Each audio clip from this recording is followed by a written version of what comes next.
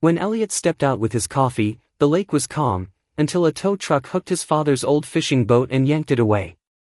He blinked once, twice, the ceramic mug warm in his hand. The surface of Shoreview Lake shimmered under the Memorial Day morning sun, a mirror of blue and breeze, disturbed only by the low groan of the tow truck's winch. The boat rocked slightly as it was dragged, its faded green hull protesting. A rope of moss still clung to its side from last summer's algae bloom. Elliot didn't move. He simply took another sip. The driver didn't look his way. Just followed procedure, clipboard in hand, vest too new, and a sticker on the door, Lakeside HOA Enforcement Vehicle Number 7. The truck reversed with deliberate slowness, pulling the boat up from the slope of Elliot's yard. Gravel cracked beneath the tires. Across the street, a wind chime danced on Ruthie's porch, its tinny notes falling out of tune. Elliot stepped back inside, grabbed his phone off the counter, and began recording from the screen door. Silent. Just the hum of cicadas and a single, distant gull. He zoomed in on the license plate. Then the sticker. Then the receding boat. At the cafe on Main, Ruthie had the coffee already poured by the time he walked in. Her hair, a warm chestnut streaked with gray, was pulled into a loose bun. She didn't greet him. Just slid the mug down the counter like a ritual long perfected. He sat at the stool farthest from the window. Same as always. They took it, he said quietly. I saw, she replied. Bet they said it was unauthorized visual clutter. Exact words. Ruthie snorted and leaned on the counter. Marla again? He nodded. Truck had the HOA sticker. That woman wouldn't know kindness if it ran her over in a golf cart. She glanced around, then lowered her voice. You gonna let it go? Elliot stirred cream into his coffee slowly. No. She smiled, small and satisfied, and refilled his mug before he asked. Still got those maps? Somewhere.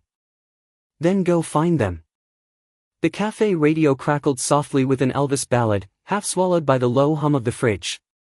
Outside, a group of tourists snapped photos of the lake sign, blissfully unaware that 3 homes had been fined last week for mismatched porch chairs.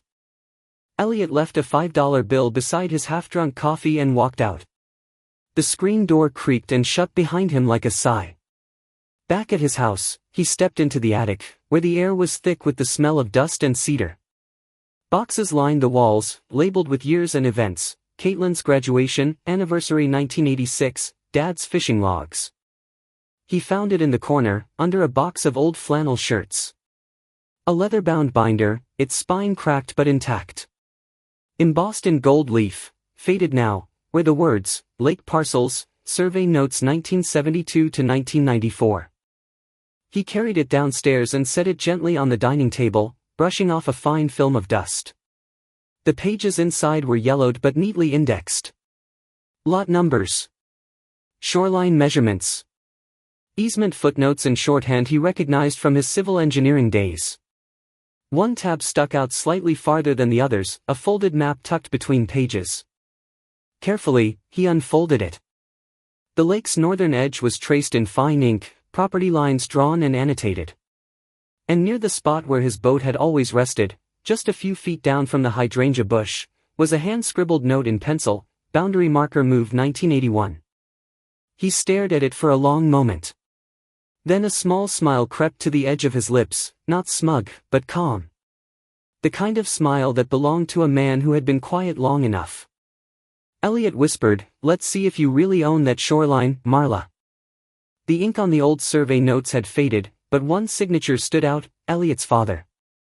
He sat by the window of his cabin, early sun casting thin bands of light across the hardwood table. The binder lay open before him, pages weighted down with river stones collected years ago on camping trips with Caitlin.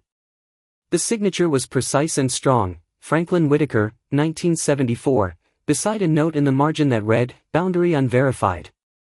Suggest remeasure." Elliot ran a fingertip across the ink. The paper had grown brittle with time, but the lines still spoke with clarity. His father had walked these parcels, likely with the same leather boots that now sat by Elliot's door, soles flaking but sturdy. He took a deep breath and closed the binder, tucking it under one arm. At the county records office, ceiling fans spun lazily above the oak counters. The scent of lemon polish and dry paper clung to the air. Grace Bell stood behind the desk, sorting a stack of stamped envelopes. Her floral skirt brushed the cabinet drawers as she turned, squinting slightly when she saw him. "Mr. Whitaker," she said with a warm nod. "Haven't seen you in a while." "Been a quiet spring," he replied, placing the binder down gently. Her eyes scanned the cover. "Lake parcels. That brings back memories." He opened to the marked page, angled it toward her. "I need copies of any deed recordings tied to this boundary. And anything the HOA filed around the mid-80s. Grace adjusted her glasses and leaned in, eyes narrowing at the signature. "Franklin. Good man. Helped me move house once, refused payment, just asked for a slice of pie." Elliot smiled faintly. "Sounds like him." She nodded, pulled a notepad from her drawer. "I'll check microfilm. It'll take a bit." He sat in one of the visitor chairs, across from a wall of framed photos, parades, ribbon cuttings, county fairs. In one, Grace stood beside a float with red, white and blue streamers, laughing mid-sparkler. After 20 minutes, she returned with a small bundle of printed copies and a puzzled look. The HOA filings from 1984 were hasty. Legal committee filed parcel absorption paperwork, but there's no state-level confirmation. Some lots were left undefined. She tapped one sheet. "This narrow stretch, right here, between their land and the waterline. Technically unclaimed." Elliot's grip on the papers tightened. "That include the slope where my boat sat?" Grace traced a finger across the diagram. "Right about there. Not officially theirs. Not anyone's, really." Outside, the sun was climbing higher. The air buzzed faintly with cicadas as he walked the shaded sidewalks back toward Maine.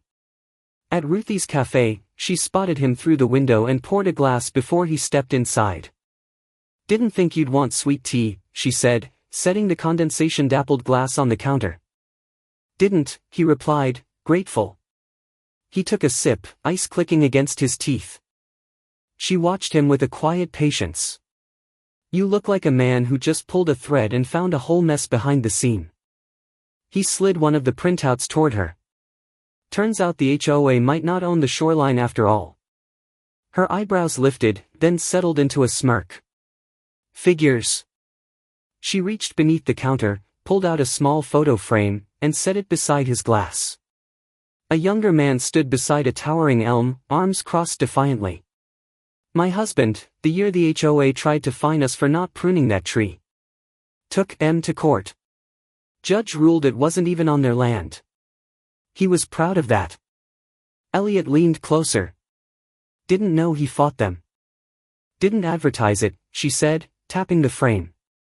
"But it's the reason they still glare at my porch." They both laughed, quiet and knowing.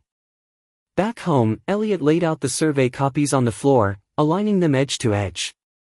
The compass his father had used rested on top of the oldest map. He picked it up, its brass surface cool to the touch, needle still sharp. His hands trembled slightly, not from age, but memory. The same hands that once helped his father plant red flags in damp soil. He traced the narrow lot with the tip of the compass.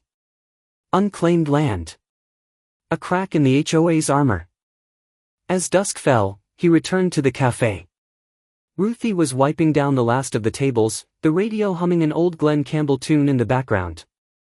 Without a word, she slid something across the counter, a folded brochure. County Surplus Auction, June 14th. Elliot read the date. Then he looked up, eyes meeting hers. Neither of them said a word. They didn't need to.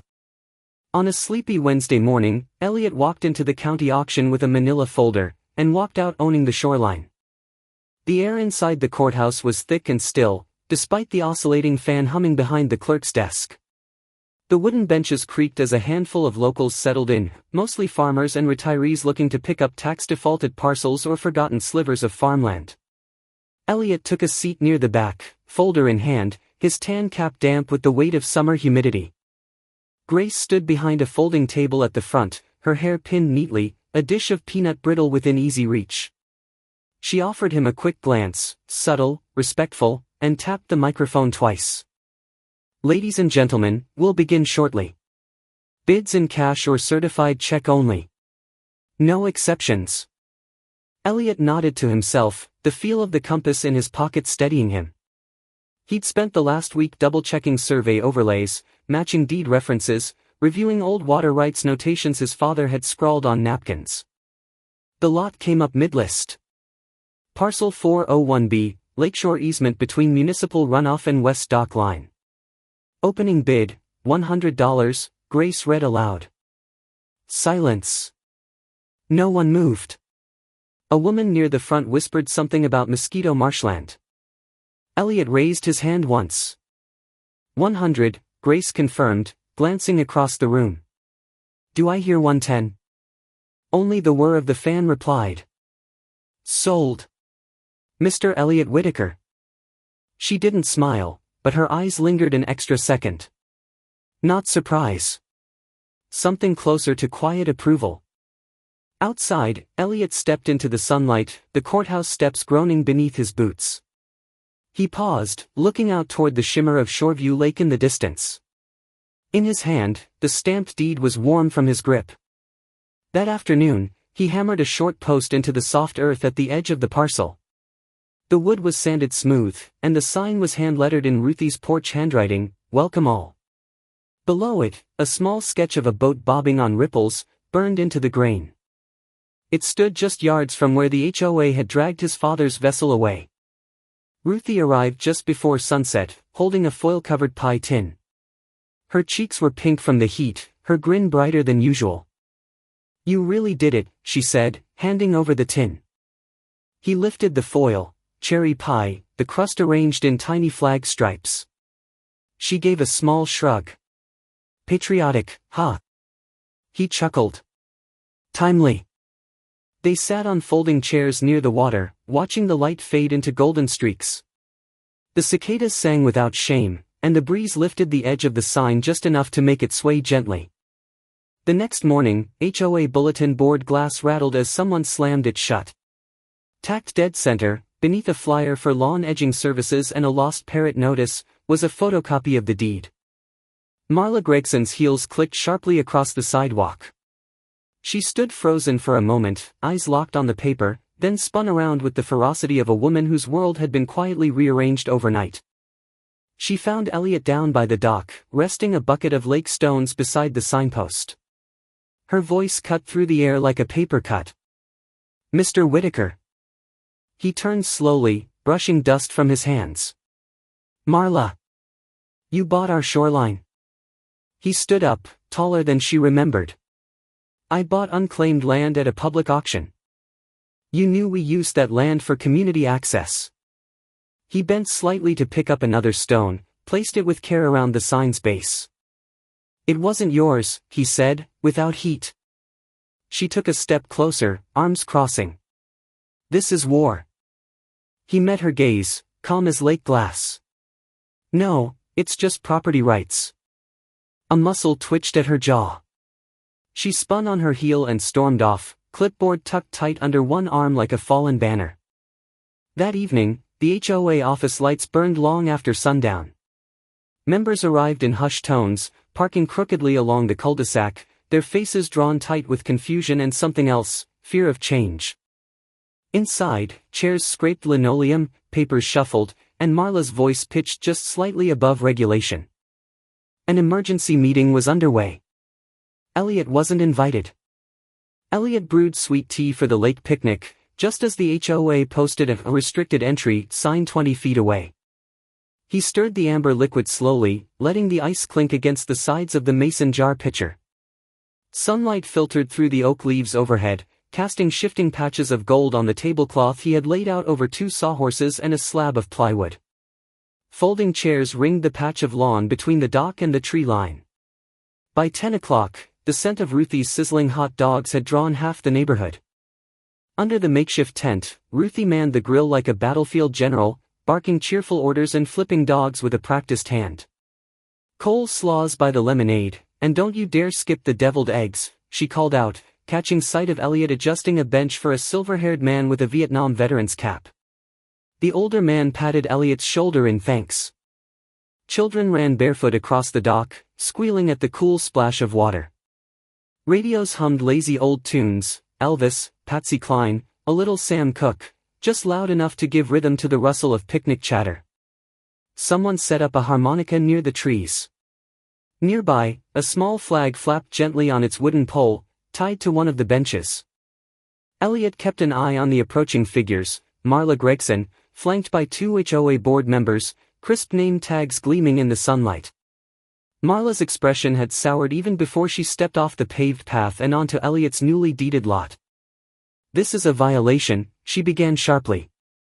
"Noise, unauthorized gathering, potential environmental impact."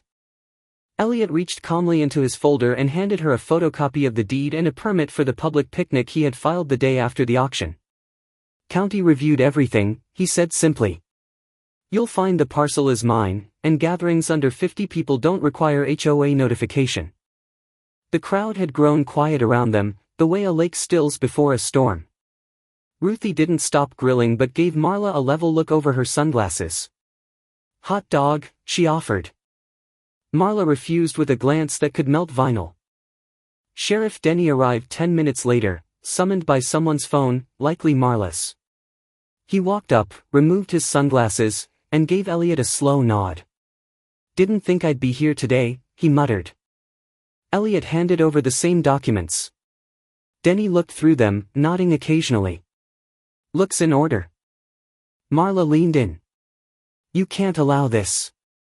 He's undermining the HOA's authority." Denny scratched the back of his neck. "You want me to arrest a man for having neighbors over?" "Sorry, Marla." There was a long beat of silence. A child nearby dropped a slice of watermelon, and a bee hovered curiously. Just then, Owen Gregson stepped up from the lemonade table, holding 2 cups. He handed one to an elderly woman in a sun hat who smiled warmly. He looked toward his mother, eyes flicking from her clenched jaw to the gathering before him. Elliot caught the boy's gaze and gave a faint nod of thanks. Owen glanced at his mom's HOA badge, then pulled it off his own shirt. The email landed in the inbox of every HOA member, complete with budget charts and red flags. At first, most didn't notice. It arrived just past midnight, buried beneath sale flyers and forwarded jokes. But by mid-morning, the subject line, HOA expenditures, confidential audit summary, began to circulate. Ruthie saw it first on her cafe's ancient desktop, blinking next to a newsletter for elder gardening tips. She clicked. Then read. Then read again. Minutes later, she printed the entire thing and laid the crisp pages next to the napkin dispenser. By the second cinnamon roll, 3 regulars had skimmed the documents. By the third, they were muttering over the budget breakdown, ergonomic chairs for the HOA boardroom, $2,800, landscaping consultant, $6,200, and a decor upgrade to Marla's private office, $3,000 on coastal-themed art and a Keurig. They bought new office chairs. Old Harold croaked, half choking on his toast. "With our dues?" "I been sittin' on the same cafe stool 20 years, muttered Nancy, tapping her cane against the linoleum. Ruthie didn't need to raise her voice. She simply started reading aloud, line by line, between orders. The regulars listened like it was the weather report, until the total sum exceeded $20,000 in undocumented expenses. Then silence fell like dust over pancakes. By noon, the printed report had coffee stains and 3 sets of reading glasses rotating through it. The mail carrier peeked over shoulders, then asked if he could take a copy. Ruthie handed it to him with a look that said, "Go ahead." At Town Hall, Grace Bell printed out a fresh petition sheet. The form was generic, used for local nuisance issues, but she changed the title at the top to HOA Recall Consideration. No press release. No speech. Just a signature line. She posted it neatly on the community bulletin board outside, beside a flyer for Thursday bingo and a missing cat named Louie. Across the lake, Elliot sat on his porch, whittling the edge of a cedar block with careful, even strokes. The radio played low jazz through static. He hadn't spoken much since the picnic, not about the emails, not about the chatter at the cafe, not about the article Owen had slipped anonymously to the local paper's editor. Elliot's silence wasn't apathy, it was strategy. While neighbors stirred, he watched the wind move across the lake's surface. Each ripple carried the energy of someone else now leaning forward. He caught glimpses, an older couple passing the petition at the diner, a whispered argument in church, a nod from Sheriff Denny outside the general store. Owen walked into Ruthie's around 3. He didn't say much, just pointed at the headline that now sat clipped to the corkboard above the coffee pots, HOA funds misused? Leaked emails suggest possible recall. His face was flushed, whether from heat or nerves, nobody could tell. Ruthie poured him an unsweetened tea and set it down without a word. Then she smiled, tight-lipped, satisfied, and went back to wiping the counter. That evening, Grace counted again. 38 signatures.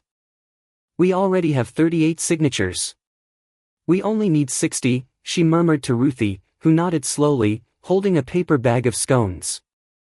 The next morning, Ruthie arrived early to prep cinnamon roll batter and unlock the side door.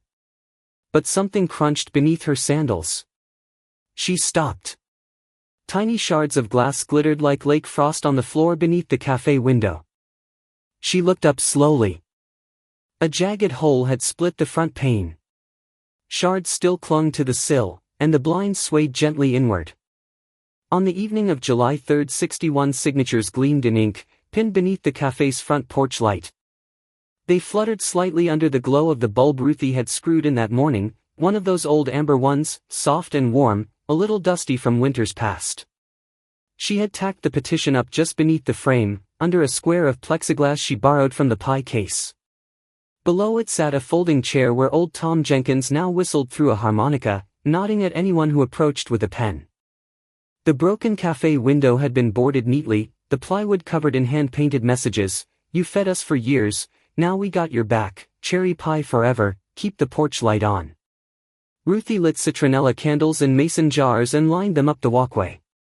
Their smoke curled lazily in the summer dusk as people trickled in, lawn chairs in hand, coolers rattling with iced tea and lemonade bottles. Elliot sat on his own porch across the street, radio low, whittling again. This time it was a little wooden duck, nearly finished, bill carved with gentle precision. He'd been quiet, letting the town move first. But tonight felt different. When Grace passed by holding the final clipboard, she gave him a look, not asking, just sharing something wordless. The kind of look folks gave after a long funeral, or a good rain. At Lakeview Hall, the mood shifted. Marla Gregson stood near the entryway, her blazer pristine despite the July heat, her hair set like a courthouse portrait. She watched the signatures being counted by Grace, jaw tightening every few seconds. "This isn't binding," Marla hissed, stepping close. "There are procedural flaws. You know that." Grace didn't flinch. "Town charter allows recall proceedings with 60 signatures. You've got 61. I triple-checked. Twice." Marla looked past her, scanning for Elliot.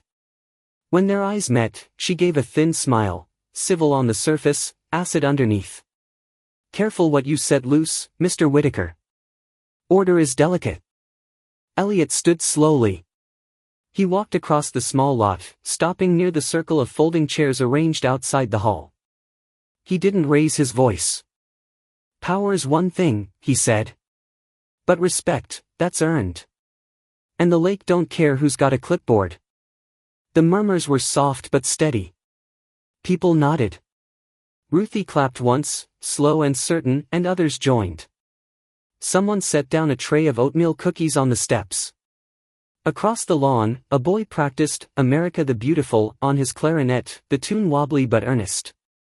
Later, as the crowd thinned, townsfolk lingered. A retired barber named Ernie offered sidewalk trims near the post office steps. Ruthie passed around iced tea in old jelly jars, the kind with faded strawberry logos still on the glass. Even Sheriff Denny stopped by long enough to pat Elliot's shoulder and accept a scone. Back at the cafe, someone had started sanding the plywood board. "We'll repaint it tomorrow," said Nancy, holding up 3 paintbrushes in a mason jar. Ruthie didn't say much, just handed her a flashlight and left the door unlocked. When the last lantern was snuffed out, and the lake settled into its hush, Elliot walked home. The cicadas buzzed low, the air thick with fireworks waiting in garages. Porch flags stirred lightly, tied to banisters and rusted nails. It wasn't until he reached his front steps that he saw the envelope, crumpled, taped at an angle. He peeled it off carefully. A red stamp glared up at him. Tax lien, urgent. On July 9th, the community hall overflowed, half with folding chairs, the other half with questions. The air inside buzzed with a kind of restlessness, like a summer storm rolling in from the lake. Ceiling fans spun sluggishly above the crowd, doing little more than pushing around warm air scented faintly with dust and citronella. Elliot stood near the window, one hand on his cane, the other resting on a folder with its edges worn soft from handling. Behind him, the sun melted into orange through the tall windows, casting long shadows across the creaking wooden floor. A line of flags leaned slightly in their stands near the wall, their edges curling from age. Town notices, some yellowed, some fresh, fluttered on a corkboard no one had really looked at until now. Every seat was filled. Those who couldn't find one stood along the back or perched on windowsills. No one talked much. Even the shuffling was subdued. Sheriff Denny stood near the back, arms folded. He wasn't in uniform, but he wore the badge clipped to his belt, just visible above his khakis. Grace had already placed 3 manila envelopes on the long folding table at the front, and Ruthie sat 2 rows back, her purse on her lap, hands folded tight on top.